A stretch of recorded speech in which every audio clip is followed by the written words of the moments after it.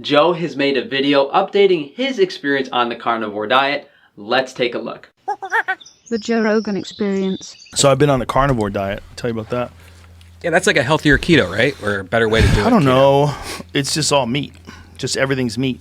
I'm not eating any grains, and I'm not eating any carbs. Nothing else. I mean, I had like an olive the other day. I had a Bloody Mary. I said, fuck it, I'll have an olive. So it's not the most strict. Occasionally I'll deviate.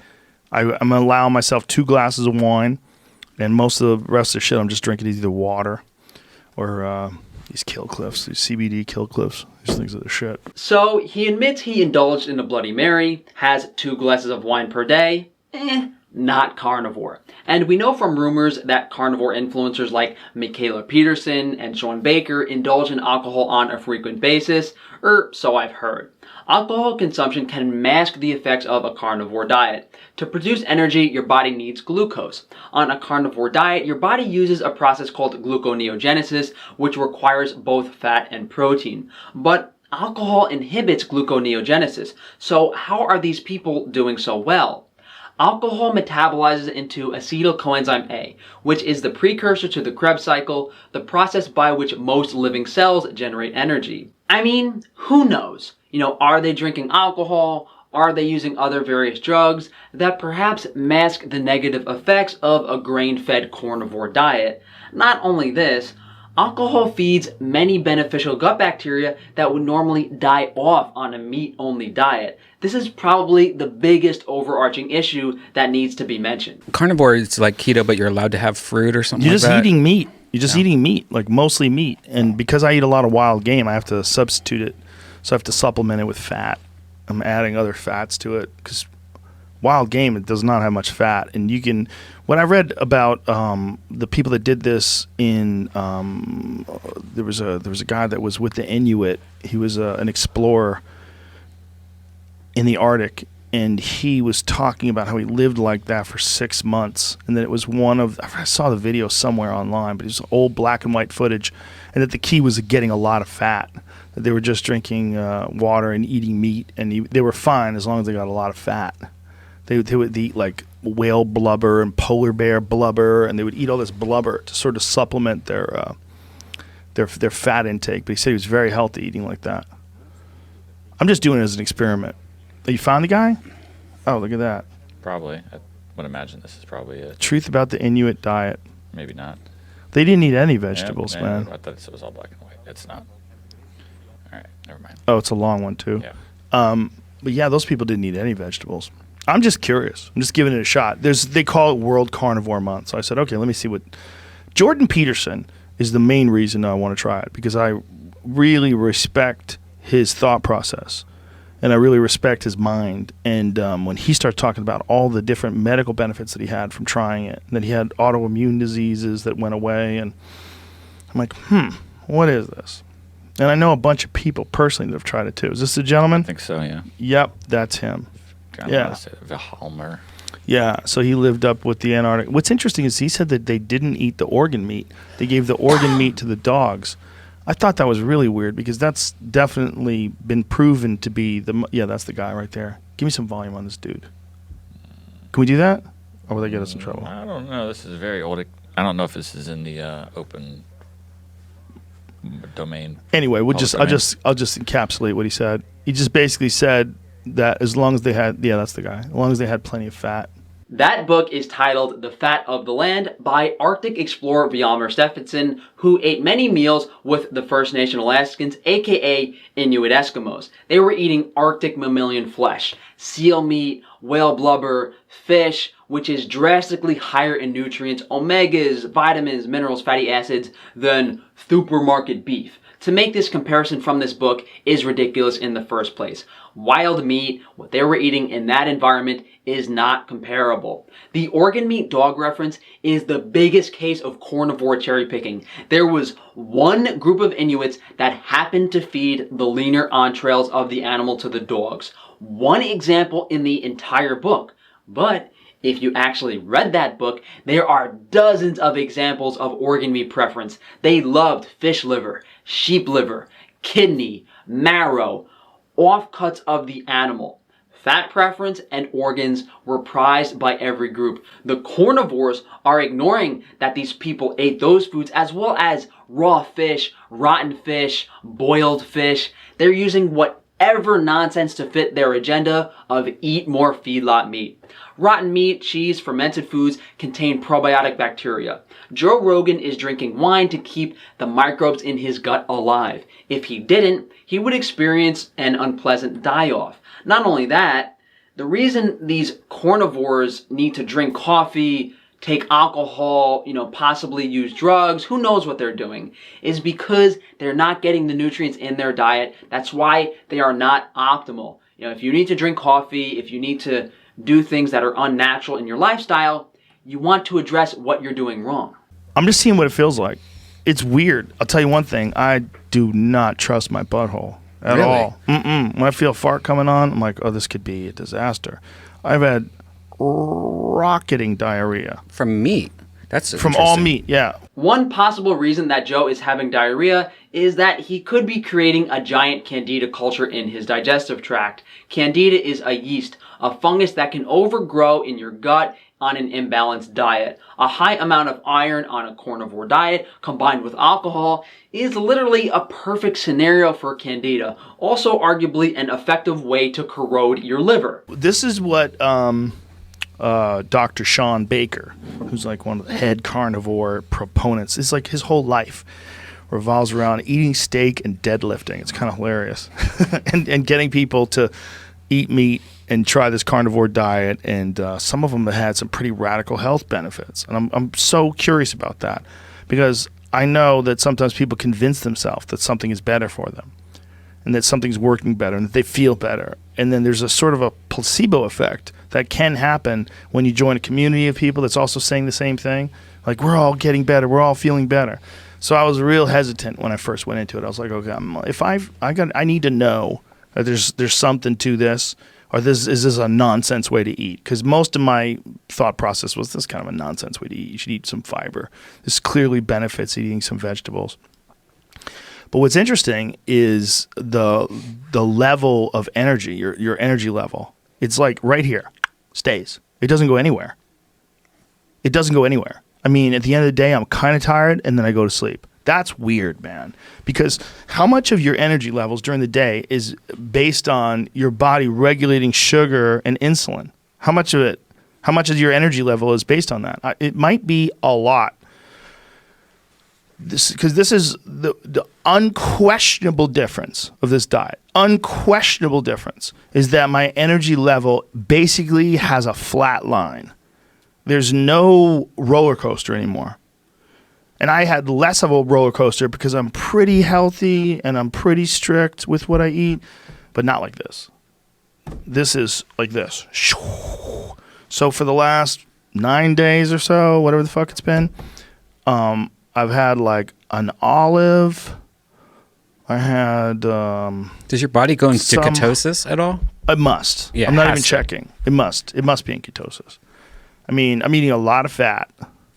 I'm eating bacon with all these wild game dishes. Everything I eat bacon with, because I need fat. And then I'm cooking everything in beef tallow. Wow. And then I'm getting like fatty meat too. No butter or anything? I'm using butter. Okay. Yeah, you could drink milk. I mean, the idea is like if you were a carnivore, you would take everything out of the body. The milk, the fat, everything. So this is a more likely reason for his butt shooting out liquid, rendered fat. When you use beef tallow, bacon, pasteurized butter, these heated fats have their natural fat cell structure broken down, so the body is not able to produce enough enzymes to digest them. I've gone over this in my video titled Carnivore Constipation. High omega-6 content of, conventional feedlot eggs, conventional dairy can also cause this issue. This seems like a pretty obvious setup. If you analyze what they're saying and the foods they're recommending, bacon, butter, beef tallow, specifically non-perishable products that most people can access, he's steering people to a certain product in the supermarket. Joe has mentioned on past podcasts that he drinks raw milk, and I'm sure he buys raw butter, the good stuff, for himself, and tells the sheeple to eat supermarket meat. Look, man, it's weird. I see why people would be opposed to it morally and ethically, because it would require people to consume a lot more animals, because if everybody was eating meat all the time, the need would go up, and it'd be even more slaughter. I get it. It seems like you're going to get really bored quick. That's very likely. That's very likely that I get really bored quick. But it's curious, because if I think, and I don't necessarily think this, I'm just saying, if I think this is the best way for me to eat, I'm not saying that. I'm trying it. And I'm basically trying it based on Mark Bell and Chris Bell and even more Jordan, because I've talked in depth with Jordan about it. Mark Bell, Chris Bell, Corn Baker, Joe Rogan. What do all of these guys have in common? They either admitted or are likely using TRT as well as various steroids, which mask the estrogenic effects of feedlot meat. How can someone be, so evil, so misleading, not consider these things? You're consuming estrogenic meat that lowers your testosterone. Oh, let me just inject it and not tell people. Jordan Peterson is a brilliant guy.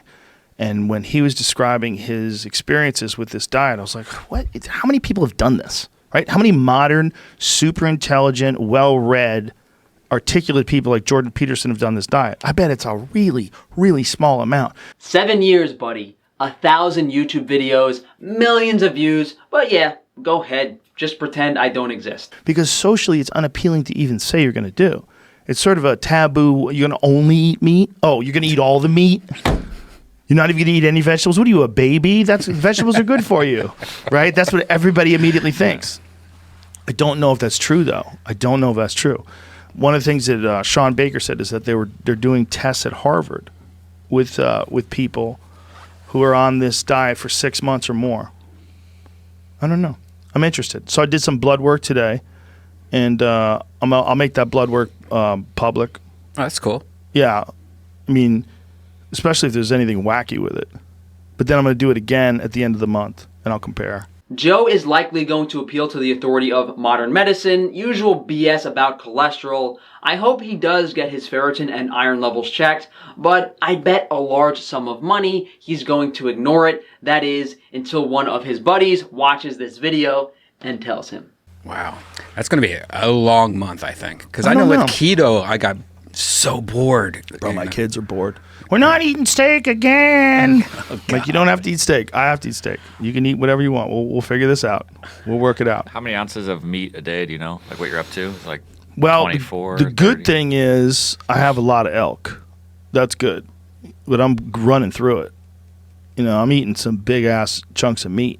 Is there something that you go to a lot, like chicken wings or something like that, just because it's easy? No. Eggs. You can eat eggs. Eggs are easy. Eggs are really easy to digest, too. Eggs just kind of go down. Eggs are great. I wish that coyotes weren't real. Those fucks. Well, I'm a bit disappointed. It's pretty clear what's going on. The carnivores have their special interest funded agenda set up, and Frankie Boy isn't invited to the party. This script was written years ago, and there was never intention to actually improve people's health, just steer the population towards consuming estrogenic feedlot meat, dairy, and eggs, mass-produced garbage to rake in those sweet dollar bills for big agriculture. As we've said several times, animal foods are probably going bad on store shelves because of all the anti-meat vegan dogma we've been pressured with for years and years. I mean, these people got what they wanted. Now they're hemorrhaging money because the meat's going bad. They didn't want us to go brainwashed vegans too fast. On top of all of this, all of these carnivores on Reddit forums and Facebook groups are censoring negative stories and experiences people are having from consuming these animal foods, from gaining weight, losing their sex drive, to horror stories of liver damage like myself. And guys, I don't mean to scare you. I've had dozens of clients reach out to me with this high ferritin liver damage issue. Out of everything I've seen people suffer from, iron overload is the largest concern on a carnivore diet, by far. Possibly even more dangerous than the estrogenic effects. This is the reason I'm being censored, and they never collaborated with me because my ideas don't follow their corporate agenda of shoving feedlot beef down people's throats. Thank you guys for joining me. It's unfortunate that these corporate shills have invaded the carnivore diet movement. It really does sadden me that it's become an overwhelmingly negative part of what I have to talk about. I was fighting against vegans a year and a half, 2 years ago. That was fun in comparison to this. They wanted it to be carnivores versus vegans. Just like Big Agra, the elites, the people controlling us want it to be blacks versus whites, Zoomers versus boomers, young versus old, religions versus atheists. They want us to fight amongst each other, men versus women, as opposed to realizing that we have to fight against the people in control. We have to unite together as human beings that want to better our species and become happy and healthy. And, the current society we're living in is not conducive to that. This is just, my portion of that society that I'm trying to etch out and do better. I don't mean to glorify myself, but there needs to be more good people in this world and people that have integrity and are willing to sacrifice, their own well-being, their own lives, and work towards this betterment of the society. I'm taking a step to do that, and, seeing people happy makes me happy. As much as I'm unhappy doing all of this hard work every single day, I know I will leave this planet with a positive impact. So thanks again for joining me, guys. Check out my book, The Ancestral Indigenous Diet, down in the description below. Go to frank-stefano.com. Sign up for my newsletter if you want to know the top 5 carnivore mistakes. Leave a comment on the video, guys. Like, subscribe, all that good stuff.